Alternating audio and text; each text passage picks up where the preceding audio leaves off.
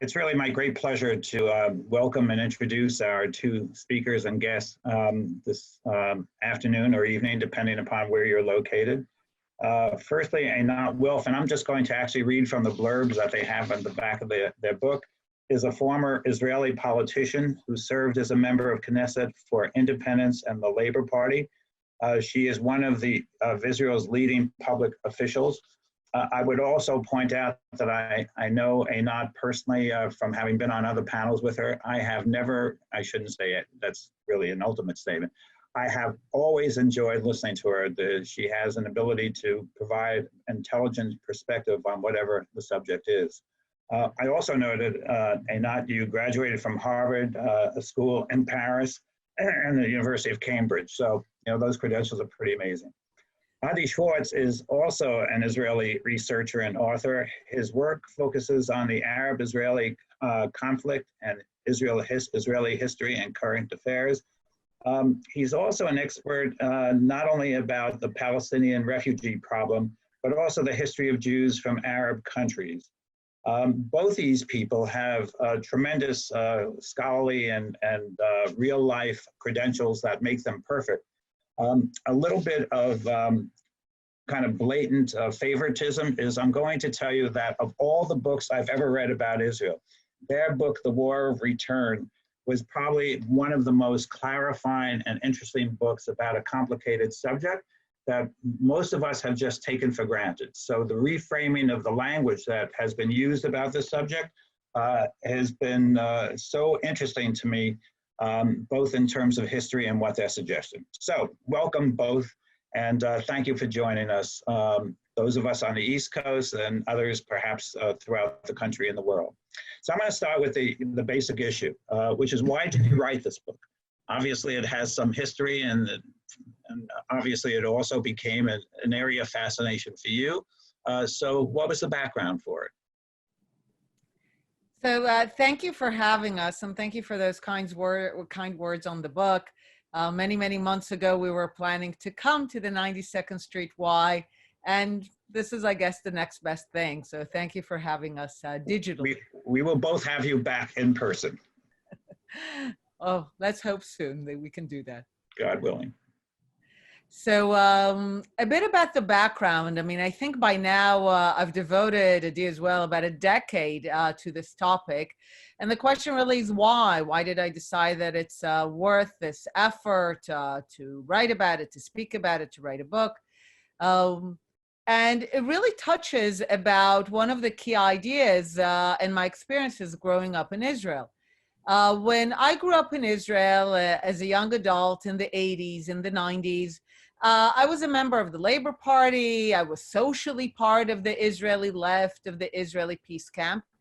And during those years, the Israeli Labor Party really became associated with a very dominant idea that had a certain elegance of mathematical simplicity. And the idea was famously known as land for peace. The idea was that Israel has a path to peace, and it's quite simple. All that Israel has to do is hand over land which it acquired as a result of the Six-Day 1967 war. We're talking the Sinai Peninsula in the south, the Golan Heights in the north, and the West Bank and the Gaza Strip in the center. Israel has to hand over this land, and in return, it should expect to get peace with its Arab neighbors, peace which eluded it during its birth, during the years of its foundation. And for a while, this really seemed to work. I was one of the kids that they took out of elementary schools in Jerusalem to wave the flags for the motorcade of Anwar Sadat, the Egyptian president who came to speak of peace in the Israeli Knesset after the Yom Kippur War. And indeed, within 2 short years, Israel negotiates a peace agreement with Egypt, and it is in exchange for the entire Sinai Peninsula to the last square inch, twice the size of Israel, no settlements, and the land is handed over, and we have peace with Egypt. Now, I think we can have an interesting discussion of whether what we have with Egypt is actually peace, but this was an enactment of the formula of land for peace. Now, the 1990s were really the decade of the land for peace formula. We were negotiating with Syria over the Golan Heights. We signed a peace agreement with Jordan when Jordan gave up its territorial claim to the West Bank. And of course, the highlight of the 90s was the Oslo Accords, the negotiations with the Palestinians, with the PLO, over the future of the West Bank and Gaza. And in that global decade of the feeling of the end of history, we too had that almost euphoric sense that by employing the land for peace formula, we are going to have peace, normalization with the entire Arab world because we are finally making peace with the Palestinians through this land for peace formula. At the end of the 90s, the head of the Israeli peace camp, Ehud Barak, the head of the Labor Party, goes to Camp David, which is of course symbolic. This is where we negotiated peace with Egypt. And he offers the Palestinians, Arafat, the PLO, a bold proposal. And he checks all the boxes of what we were told the Palestinians wanted. A sovereign Palestinian state on the West Bank and Gaza, fully sovereign. People forget that now. Capital in East Jerusalem, including major holy sites. So no occupation, East Jerusalem, no settlements. The settlements were either going to be dismantled or exchanged for equivalent land. So that was also in the proposal. Palestinian state, no occupation, no settlements, capital in East Jerusalem, checking all the boxes of what we were told the Palestinians wanted, and Arafat walks away. President Clinton puts Barak's proposal into parameters. Arafat rejects it. This repeats itself 8 years later in 2008, when Abu Mazen walks from a similar proposal, even better in some aspects, but the same principles, by Ehud Olmert. And especially in 2000, it is followed by brutal violence, just massacre in our streets, buses being blown up, cafes, hotels, entire families blown to bits for going for pizza. And this happens literally days and weeks after the Palestinians could have had everything that we were told they wanted. So of course, people like myself, like Adi, who also comes from the Israeli peace camp, was a senior editor and a journalist at Haaretz, begin to ask a very simple question. What is going on? What do the Palestinians want?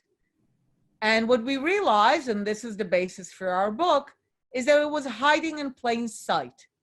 The Palestinians were telling us all along what they wanted.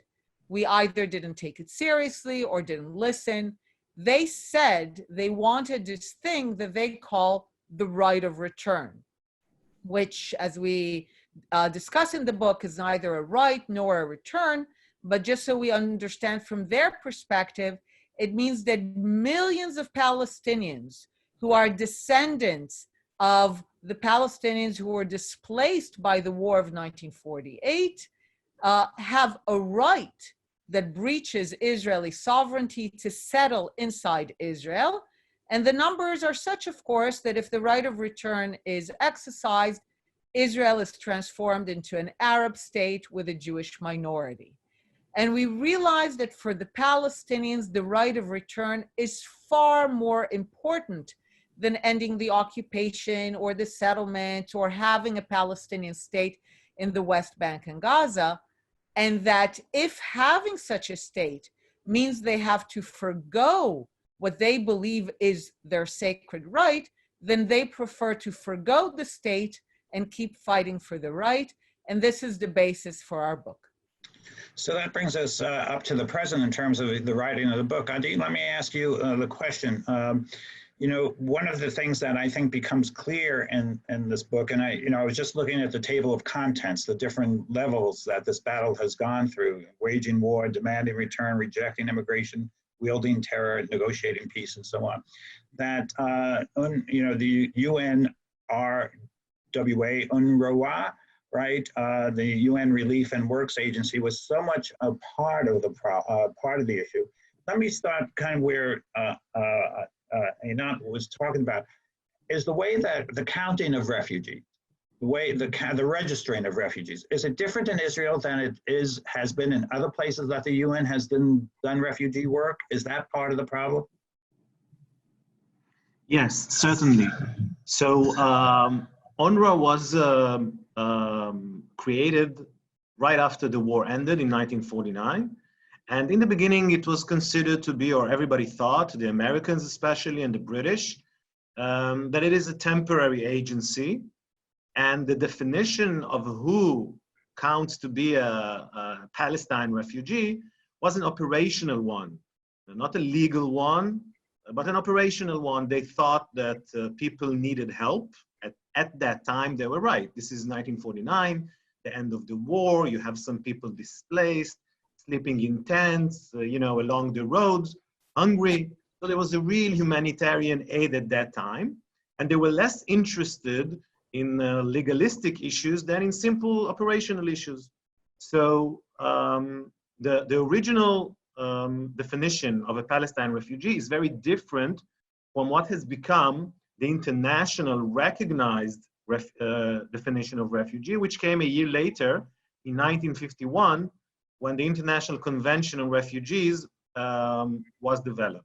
So a few examples. First of all, a refugee has to be very naturally outside of his country. This is the basic definition of a refugee. In the case of the Palestinians, no. The Palestinian refugees or Palestine refugees are defined as people who resided in the areas of the British Mandate for 2 years, between 1946 and 1948, lost their houses and their source of living. So in that sense, that definition does not even say where is that specific refugee or his descendant currently resides. So that is the first difference. The international definition says that you have to be outside of your country. The second difference is that the international definition speaks about being somehow discriminated against or having a fear that you would be persecuted on the basis of religion, sex, gender, whatever. And in the case of the Palestinian, there is no such definition. The only definition, the only requirement is that you were 2 years, again, between 1946 and 1948, that you have been living in the area of the mandate. Perhaps the biggest difference, and one of the most important ones, is that the international definition has 6 cessation clause. Now, what is a cessation clause? It means that we define when do you stop being a refugee. So for example, in the international case, and when I'm saying international, we're talking about millions and millions of people in Darfur, in Congo, in Bangladesh, in ex-Yugoslavia. So unfortunately, both the 20th century and the 21st century brought with it too many cases of refugees. But in all of those cases, when a refugee is granted a new citizenship in a third country or in a new place, he stops being a refugee. That's one of the major cessation clauses. Now, this did not happen and was never defined as a cessation clause in the Palestinian refugees. In fact, there are no cessation clauses. So this means that Palestine refugees are a perpetual refugees. No definition, not legal, not operational, exists about when do they stop being refugees. Now, this is not a theoretical issue because we have 40% of what UNRWA, as you said, the UN agency that is taking care of the Palestinian refugees, 40% of them, of the registered refugees, are in Jordan. Now, all of them are citizens. And when I'm saying citizens, they are full citizens. They vote. Some of them are members of parliament, even ministers, prime ministers. They can use their passports to leave the country and to re-enter it. So it is a full citizenship, not a sham or some kind of a non-real citizenship. And still, at the same time, they are Palestine refugees. So they're at the same time refugees and citizens. This is an unprecedented situation. No other refugee in the world enjoys, let's say, the benefits of being a citizen of the state, plus being a refugee recognized by a United Nations agency. So there are many differences between the international definition of a refugee and the Palestinian one. Yeah, and I want to pick up on that, Einat, or either one of you. As I read the book, it was fascinating to me as to how what the original mandate of UNRWA was and how it evolved and actually became part of the problem. You know, those of us who have visited or gone, you go down to Jericho, you see the camps, you know, with certain signs. What was the original mandate? What is supposed to be the mandate of that organization? So UNRWA is established as a temporary agency, like other temporary agencies at the time. In the book, we tell the story of UNRWA, another temporary agency established for the Korean refugees from the Korean War, which is about the same time. The reason that it's a temporary agency rather than a proper UN organ is the assumption is that it's going to be operational for a few years, help the refugees integrate into the places to which they fled, or maybe go somewhere else, and close down, which is exactly what UNRWA did. UNRWA settled millions of Korean refugees who did not return to North Korea, who did not have a right of return, and basically they moved on. They built new lives in South Korea and other places, and within a few years, UNRWA settles all of them, and with less money that was given to UNRWA. And think of where South Korea is today. It could have been the Palestinians.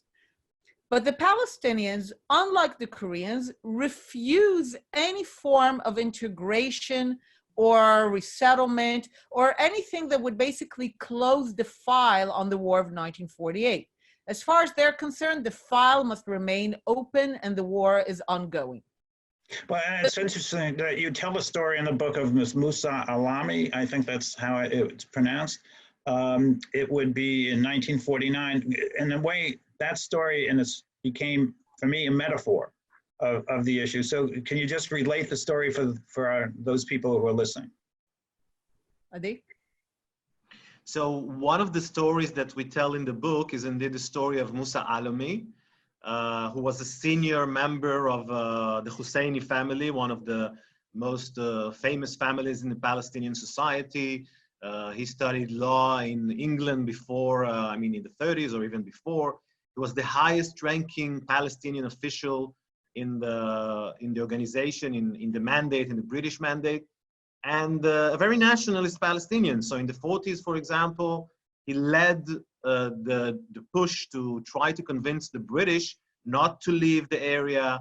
And he rejected, of course, the idea of a Jewish state.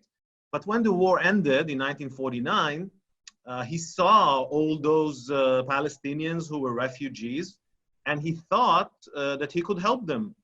He could build, in his eyes, it would be an experimental village, a first village. This was his imagination that there would be more to come, where he would give each family, Palestinian family, a little plot of land, a little house, and they can go back to work the land, cultivate vegetables, fruits, etc., and go back to normal life, have some dignity, etc., like we imagine when we talk about integration of refugees. Now, he was a very entrepreneur-like person, and he managed to dig for some water. So his story is really extraordinary. The New York Times called him an Arab Moses because he was considered to be leading his people out of poverty or into freedom. But there was only one problem. The problem was his own people. The Palestinians were actually not happy with everything he did, because for them, going back to normal life, what we call going back to life with dignity, toiling the land, etc., was considered to be treason, was considered to be a betrayal of the larger project of regaining the lands that were lost. So in that sense, they did not see the end of the 1948 war as an end of story. For them, it was just a battle in an ongoing war, and being resettled, being reintegrated meant in a way that they're not holding anymore this card of going back to what has become the state of Israel. And yes? I don't know what's happened here. Okay, just make sure I'm on. it's interesting to me that as you talked about it, whether it's a deliberate or not, not a deliberate way, this UN agency became the whole idea of the law of return became part of, in a way, a principle of theirs, or they either supported it or adapted it, and in a way they are part of the problem. They seem to be part of the problem. And when you talk about it, you talk about, I think the words you use are constructive ambiguity when it comes to, as opposed to constructive specificity when it comes to the peace talks. I mean, so how does this all fold in together? So one of the things we detail in the book is the process by which UNRWA, once it's clear that it's going to fail in settling the refugees because they refuse to cooperate, is basically transformed once the Western world caves into Arab pressure and agrees to keep UNRWA open. Just as an aside, UNRWA recently announced the last couple of weeks how it proudly celebrates 70 years of existence, which is ridiculous because that's the last thing you want to celebrate when you're a temporary agency that should have closed down after 3 or 4 years of existence. So UNRWA becomes transformed at the end of the 50s under Arab pressure and Western caving into that pressure into essentially the social services and especially the education system of the Palestinian people. And in the UNRWA refugee camps, a Palestinian nation and people is born and coalesced, which in itself is fine, except that the national identity that is formed in the UNRWA refugee camps is one that is focused on revenge and return, on the notion that the ethos of being a Palestinian means to take back the land which was unjustly stolen. And we talk about how the perpetrators of some of the greatest terrorist attacks, such as the Munich massacre, were all children of the refugee camps and the UNRWA education system. Now, during the late 80s and the 90s, when the Palestinians lose the support of the Soviet Union and need to get American support, they begin to speak American without for a moment ever giving up on the goal of return. They begin to speak of rights, which you hear today, until today in campuses, Palestinian rights, supporting Palestinian rights. Inalienable rights. Yeah. It sounds very benign until you understand that for the Palestinian, rights is really one thing. It's the right of return. Or they speak of justice, which sounds like a general and benign idea until you understand that from their perspective, from the UNRWA refugee camps and schools, justice is only one. It means erasing the injustice, which is the establishment of the state of Israel. And throughout the negotiations in Oslo in the 90s, the reigning idea was, let's at least agree to something and not deal with the big issues, the idea of return, the refugees. Let's keep a certain ambiguity around it, which was considered constructive. In the process, the two sides will develop trust. And by the time that they need to sign a final peace agreement, all of these issues would naturally disappear. But what happened was actually, under this umbrella of constructive ambiguity, it was hugely destructive because the idea of return and revenge only grew bigger and bigger. The Palestinians did not begin a process of coming to terms with the existence of Israel as is, as the sovereign state of the Jewish people. In fact, the demand for return became even stronger. Many organizations were formed during the 90s to make it clear that return is the most important thing. And one of our recommendations for today is that any agreement signed with the Palestinians will have to forgo what has been proven as destructive ambiguity and employ constructive specificity, meaning it has to be very clear that there is no such right of return, and we explain in the book why it's not a right. No people possess a right collectively to breach the sovereignty of another state, that they do not possess a right of return, that it does not exist, that they are not refugees by any international standards, and that they have to do what every other group of refugees in the world did throughout the 20th century, which is to move on, build their lives wherever they are, rather than keep pining for building a life where another state exists. And one of the things I think you raise is there seems to be an inherent conflict between the right of return and a two-state solution. In other words, the possibility of having two states live side by side. Can you explain that, Adi? Yes, of course. If you look at the numbers and the Palestinian demand, it's basically that each and every one of what is considered Palestinian refugees should have the private right to settle or to return to Israel. Now, according to Palestinian numbers, we're talking about 8-9 million people. If you look at the numbers of UNRWA, this is 5.5 million people. But if you look at the demographics of Israel, you understand that such an idea of a massive Palestinian return actually means that there would be a Palestinian majority and a Jewish minority. So when we talk about a two-state solution, usually we mean two states for two peoples. But if you talk about two-state solution plus the right of return, then you talk about something entirely else. You're talking perhaps about an Arab-Palestinian state in the territories and another practically Arab state instead of the state of Israel. So the right of return cannot go along with the idea of two-state solution. And by the way, if you look at how the Saeb Erekat, for example, uses the term of two-state solution, he does not say two states for two people. So one of the things that we found in the book is that actually, if you listen to the Palestinians, they're actually saying it as it is. They are saying what they want. They would not say two states for two peoples. They would say two states living peacefully side by side.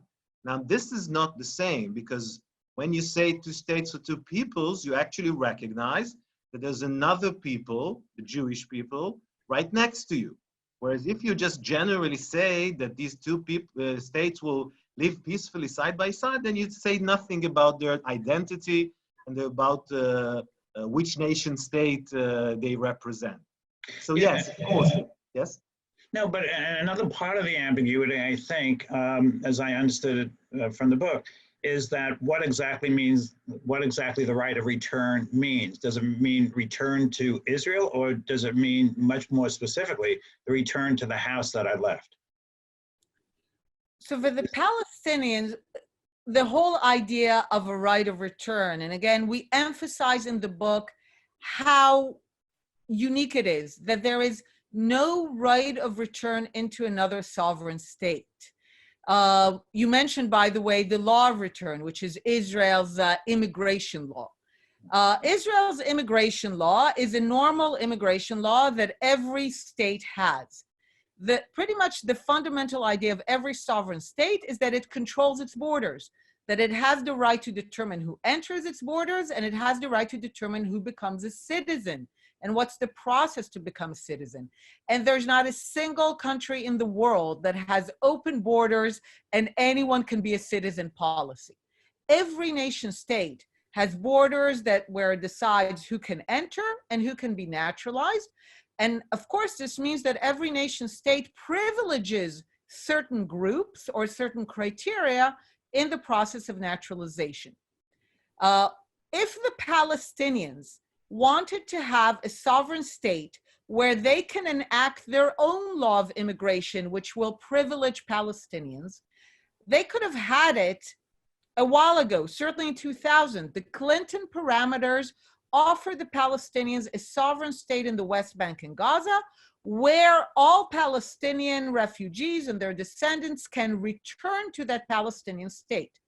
But they rejected that. That's not what they want. What they want is to settle inside the sovereign state of Israel in its pre-1967 lines in the name of this idea of return, thereby transforming it into an Arab state with a Jewish minority. And they do it with the specification that what they demand is to return to their homes, not to their country. Because if the idea was that they return to their country, then a Palestinian state in the West Bank and Gaza would have fulfilled this idea of returning to their country.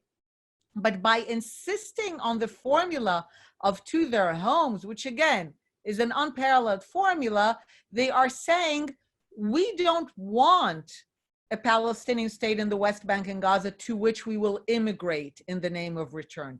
We want to immigrate into the sovereign state of Israel.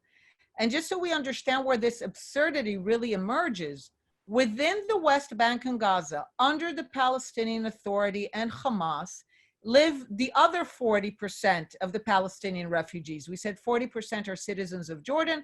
Another 40% live in the West Bank and Gaza. By now, the vast majority of them have been born there, lived there all their lives, never displaced by war. Now, if a Palestinian is born in Ramallah, he's 30 years old, he's a lawyer, and he's a refugee from Palestine while being born and living all his life in Ramallah. Where exactly is a refugee from? Now, he will tell you, from Palestine, which is instead of the state of Israel, to this village or that village, to his home. But that is, of course, not a normal definition of a refugee, but this is the Palestinian conception of it. This was what happens in Gaza. 80% of the residents of Gaza are registered as refugees from Palestine. Now they're in Gaza. Gaza is Palestine. But in their mind, and this is why they march on the border with Israel in the name of return, Gaza is not Palestine, and they're not interested in it. They're interested in the state of Israel and in taking that Palestine, not Gaza. Which in fact would mean the demise of the state of Israel as a Jewish state as we know it. Precisely. And so this raises another, kind of a logic question. What are there bigger players in this? There are geopolitical forces that are at work, whether it's Russia, United States, Arab, countries. Who has a hand in this? So one of the things that we show in the book is the process of how UNRWA moved from being a benign organization, as Einat just mentioned before, and became to be a very negative and destructive force. And one of the main reasons was the geostrategic situation, because that happened in the 50s. Now, this is the height of the Cold War, when you have very strong Western interests to keep the Arab world in its camp. There was huge interest in the Arab oil. And the West simply could not let the Arab world, the Arab states, slip out of its hands and go to the Soviet camp. And this is one of the reasons. So we explained why Arabs and the Palestinians themselves did not want to be resettled. But then you have to ask, why did the West cooperate with this for so many years?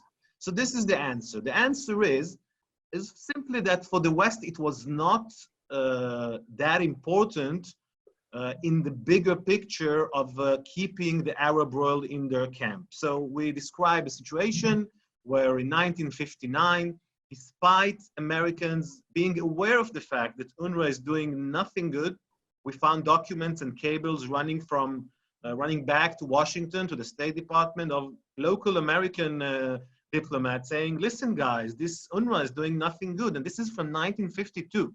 So already then, the Americans know that UNRWA is doing nothing good. But because of that geostrategic situation, they cave in and they practically decide to pay a bribe to the Arab world to not leave them to the other camp. By the way, it did not really help, as we know, and the Soviet Union was quite successful in bringing Arab states into their camp, but that's besides the point.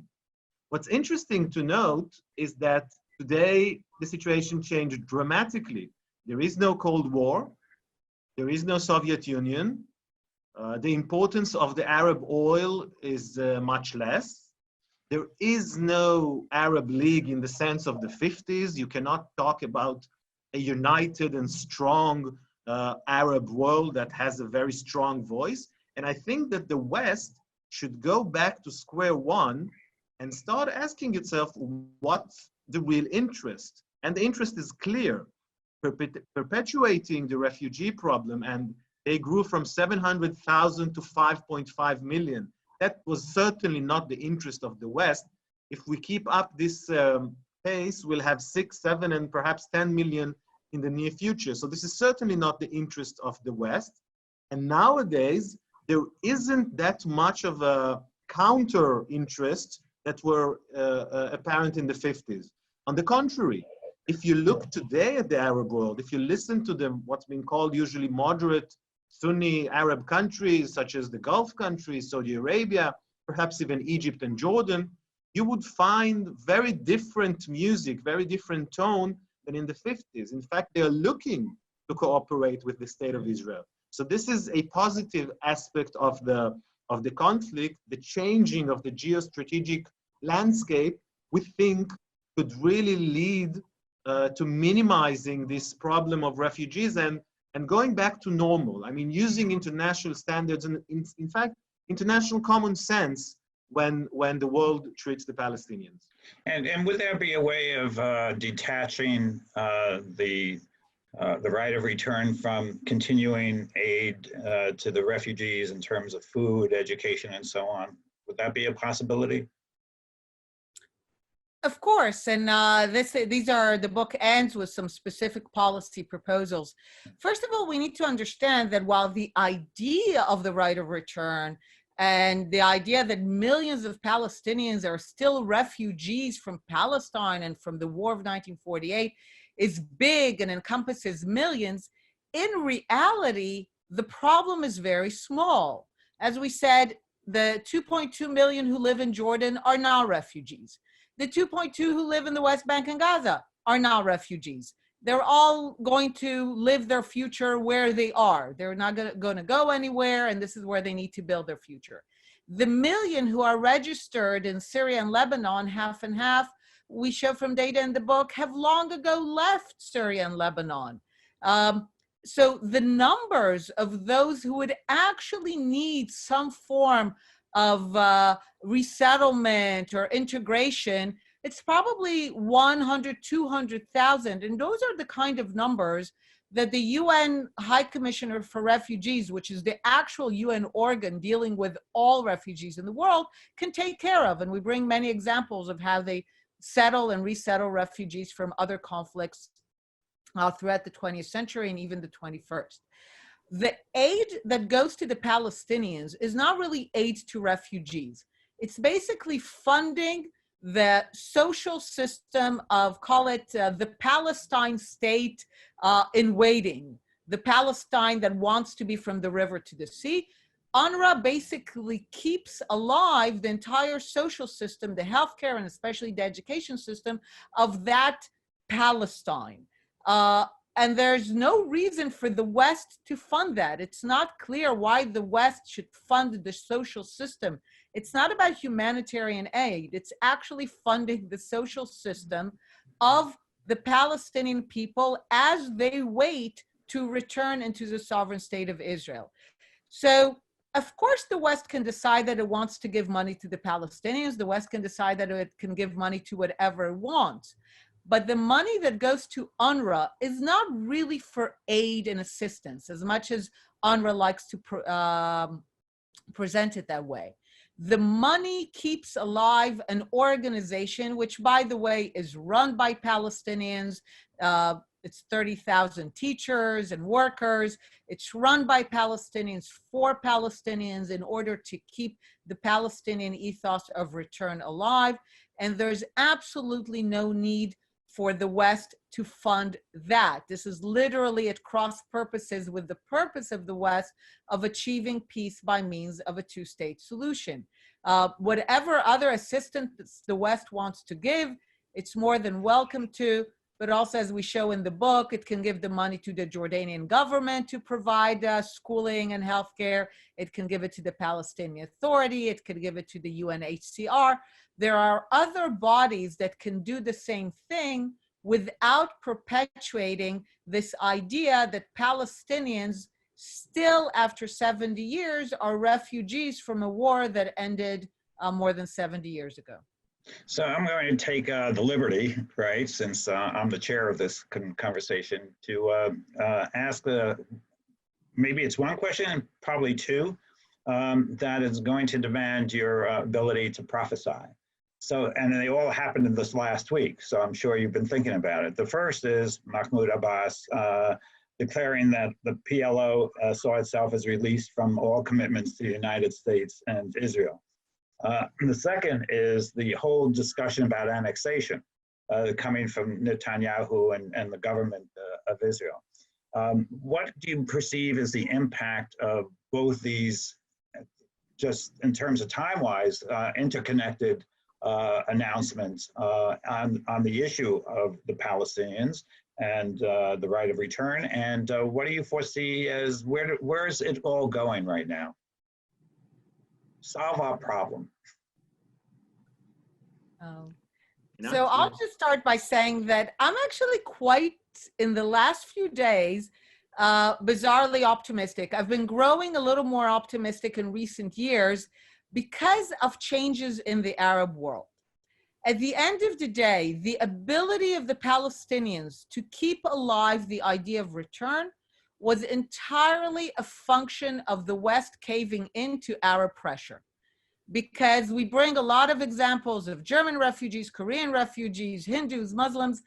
You don't have that structure of keeping the refugee issue alive because everyone understood that the key idea is to move forward, because if you get stuck, you perpetuate the war. So the ability of the Palestinians to maintain this whole thing depended on the Arab world exercising pressure on the West. Now, the Arab world, especially the Saudi, the Gulf states, and even Jordan and Egypt, are not showing that desire anymore to pressure the West to rally behind the Palestinian cause. In fact, what we're seeing is exactly the opposite. What you are hearing these days in Saudi and the Gulf states are things that no Westerner would dare say. They're basically telling the Palestinians, enough. We've supported you for 70 years. We're no longer in the mood to do that. You've made a mess of things. You've bungled it. You've said no to everything. And we're not going to support that anymore. We're not going to fund that anymore. They're literally preparing the ground among their own populations for the moment when they kind of say, look, the Palestinians reject everything and we wash our hands from them. So what's interesting with all these talks of Abu Mazen saying that he's going to stop cooperation, or Israel discussing whether to annex some settlements blocks or the Jordan Valley, is the incredibly muted Arab response. And even some indicators, today there was an article about it, of even behind the scenes Arab support, who are actually interested in closing the file of 1948. Without Arab support for the Palestinians, there would have been no file of 1948 because the war was pretty much over by April 1948 and only became reignited when Arab armies invaded the nascent state of Israel in May 1948 once the British left. As soon as the Arabs lose their interest in fueling and supporting this Palestinian intransigence and idea of return, then it loses much of its fuel. We also hope that the West will follow. And I think that might lead us closer than ever to some kind of, call it solution or understanding, whereby the Arab world begins to normalize relations with Israel and the Palestinians are basically recognized as a state in 70, 80% of the West Bank, a demilitarized, autonomous entity, and that's about it. Adi, do you have anything to add to that? I actually completely. That's pretty hopeful. You know, for Israelis to actually speak hopefully is really a, you know, and it's an epiphany. To use a word from a different culture, it's great. Anything to add? No, I completely agree with Einat. So nothing to add here. We're going to kind of transition into some questions that we've received. One is, if you could wave a magic wand, what would be the scenario for peace between Israel and the Palestinians? What would it look like in terms of settlements, borders, Jewish national state, et cetera? Kind of, you know, how, if you were in those discussions, what would be your presumptive offer?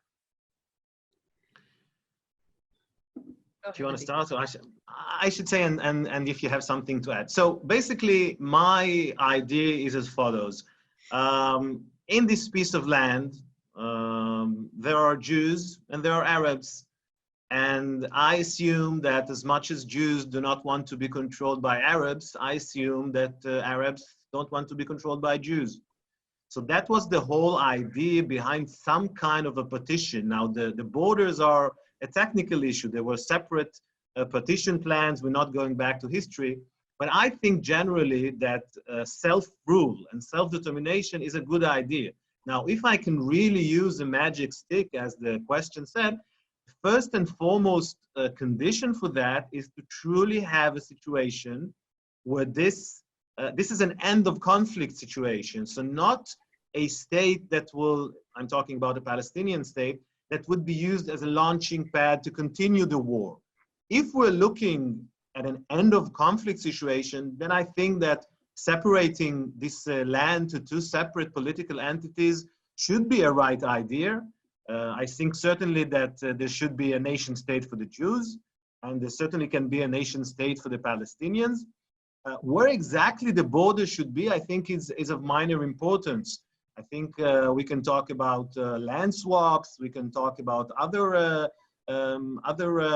pragmatic solutions here and there, practical. But first and foremost, the idea has to be that both sides have some rights in the land, not exclusive rights. And this is exactly what we're talking about. The first thing should be to raise the issue of the right of return in order to solve it, in order to explain why it does not exist. And only then we can move forward towards a situation where it's truly a peace in the sense of end of conflict, not just a mere ceasefire that would be used to continue the battle against Israel.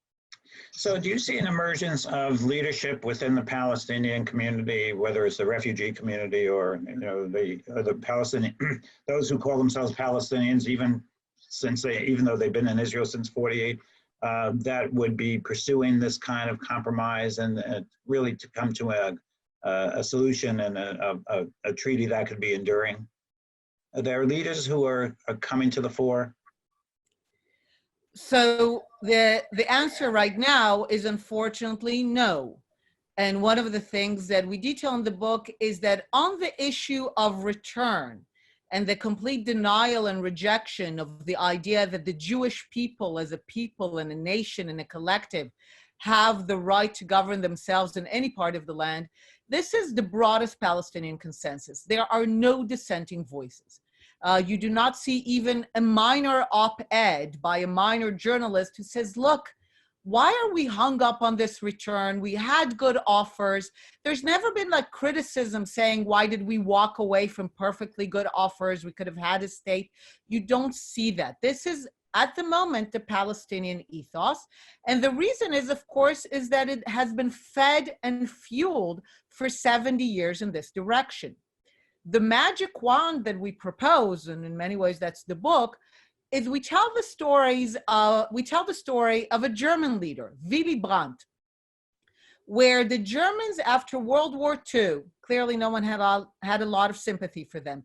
Germany already surrendered, the war is over. And still 12 million ethnic Germans, nobody checked if they were individually Nazis, are brutally expelled, I mean really brutally, from Poland, Czechoslovakia, other countries. 2 million die in the process of expulsions. This is how brutal the expulsions were.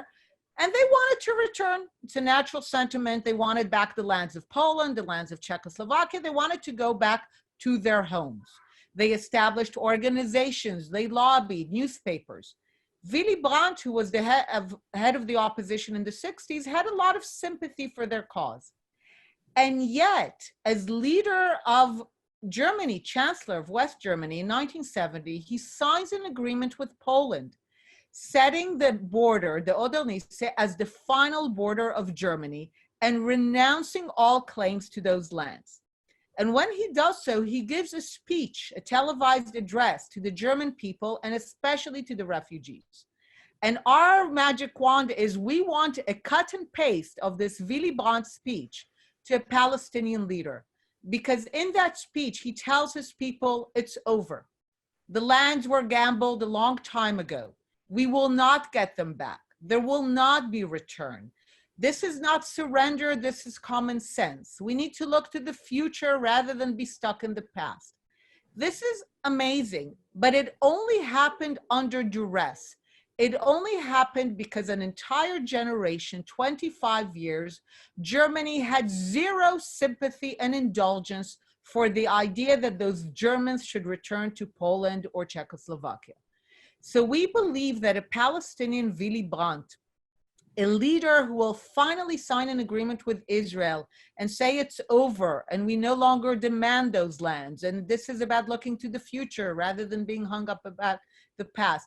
The only chance for such a leader to emerge is if the Palestinians understand that the file of 1948 is over, it's closed, that no one is going to indulge or sustain them anymore in this idea of return, and that they need to start building their future where they are in the West Bank and Gaza, that they will have a lot of support for a state in those lands, but not if their wish is to return into the sovereign state of Israel. Only then can we begin hearing dissenting voices and can we see a different leadership. As long as there is an indulgence of this Palestinian idea of all the land is ours, the Jewish people can have no rights in it, there will not be a leader that says what Willy Brandt said to his people. Yeah, I have a couple more questions from the floor. We may go a few minutes longer if we have to, but could annexation backfire and cause Arab states to recommit to the Palestinian cause? This is actually a short answer. Netanyahu will not move 1 inch on annexation if he really thinks this is a risk. It is only with what seems to be the mounting understanding that there is actually going to be a muted Arab response that this will go forward. And can we fold into this the Trump plan, of which of course annexation is a part, but of course there were preconditions even for that. Is this embraced by Israelis? Well, I think generally speaking, if you look at the Israeli society and Israeli politics right now, then most of Israeli public opinion, and actually we have seen that now with this new unity government or this new rightist, centrist, leftist government, that is quite representative of most of Israelis. So you will still find some representative on the left and some representative on the right, which remained outside of the coalition. But I think that most Israelis are somewhere in the center. And even without going into all the details of the Trump plan, they say to themselves, okay, so we tried a few times, as Einat said before, with Ehud Barak and with Olmert, we offered the Palestinian state. Accordingly, that is exactly what they wanted. They said no. So now we're moving forward. So some of it, perhaps, some of the land of Judea and Samaria, of the territories, would be annexed, perhaps. So I think it's less important. The details are less important than the overall image of a centrist movement inside Israel that is neither willing to control the entire land, which means taking into Israel's sovereignty millions of Palestinians, and on the other hand is very skeptical about the reality of reaching a peace right now. So I'm going to tell you what a question is, not expect you to answer it, but just because I want to fulfill my role. Would you prefer to have Trump or Biden, right?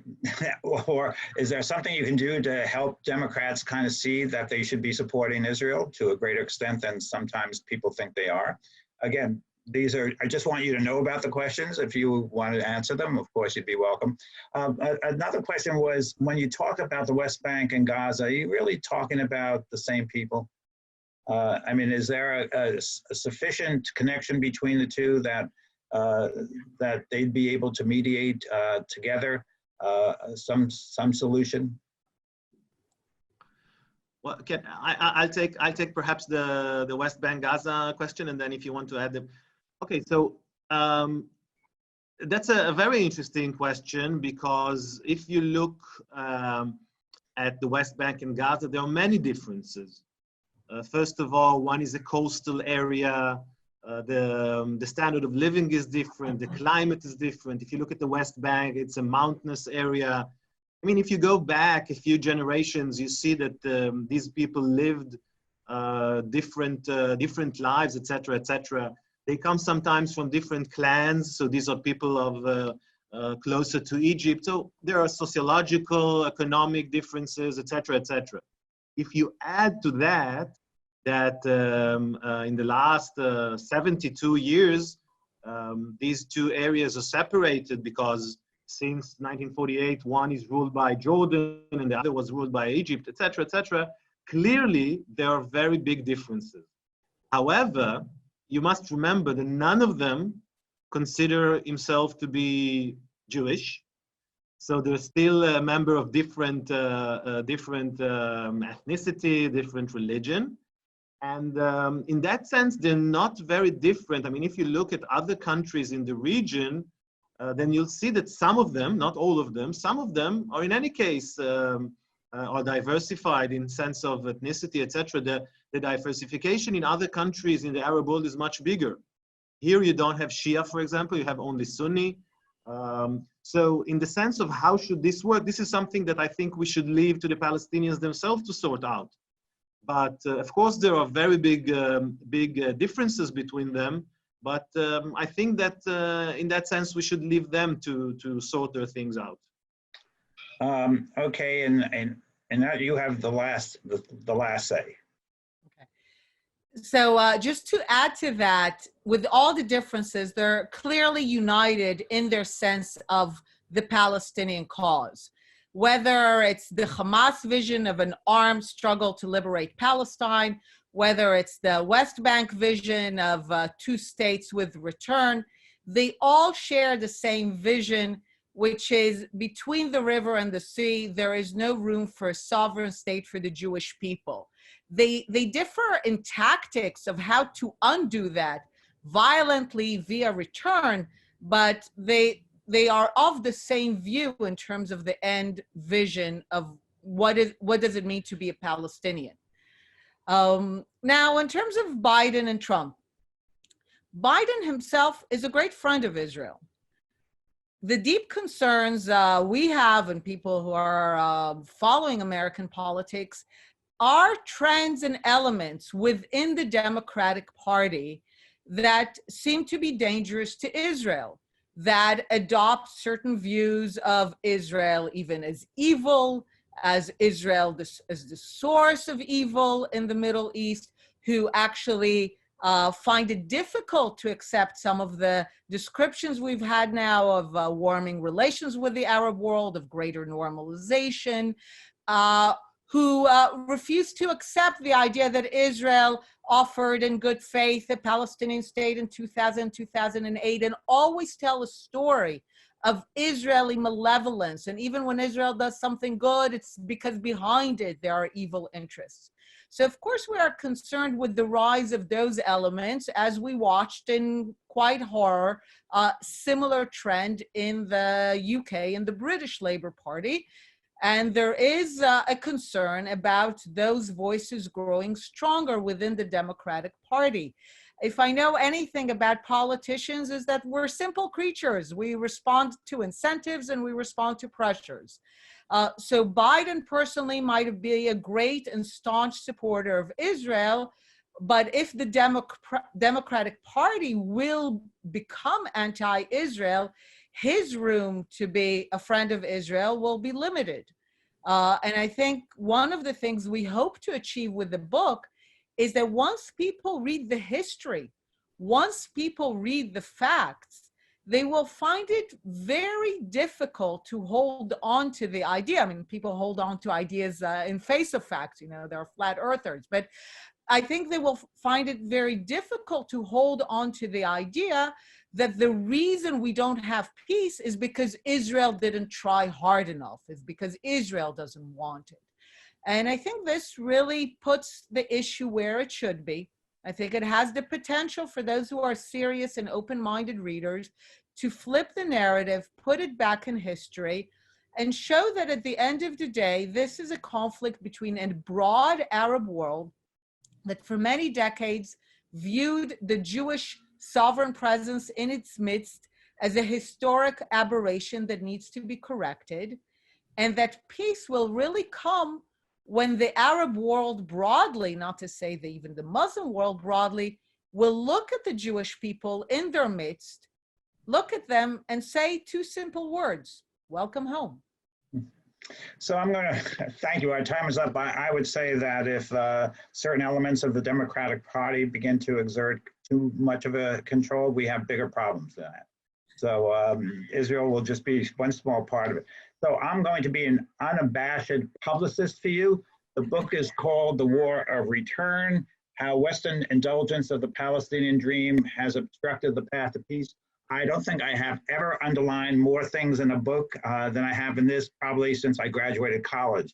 So I do thank the two of you, Adi and Einat, for sharing time with us. We'll look forward to greeting you when we are able to come home and you're able to come to our home. I thank you, and I just hope that it's a Chag Sameach, a good Shavuot for you. Enjoy, and again, thank you for being with us. Chag Sameach. And thanks to all of you who have been part of this conversation from afar.